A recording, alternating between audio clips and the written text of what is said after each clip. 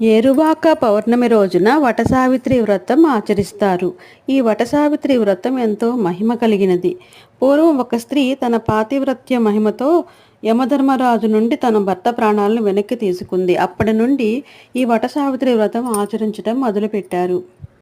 వటసావిత్రి వ్రతం ఆచరించే మహిళలు ముందు రోజు రాత్రి ఉపవాసం ఆచరించి తెల్లవారుజామునే నిద్రలేచి కాలకృత్యాలు తీర్చుకొని పూజా ద్రవ్యములు తీసుకొని మర్రి చెట్టు వద్దకు వెళ్ళి పూజ చేసి తెల్లని దారంకు పసుపు పూసి 108 ప్రదక్షిణాలు చేస్తూ ఆ దారాన్ని చెట్టు చుట్టూ చుడతారు.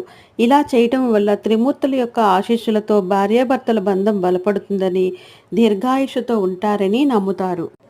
మహిళలు తమ భర్తలు కూడా వటవృక్షంలా కుటుంబంలో అందరికీ నీడని ఇవ్వాలని, జీవితంలో ఉన్నతమైన స్థానంలో నిలబడాలని కోరుకుంటూ ఈ వ్రతాన్ని ఆచరిస్తారు.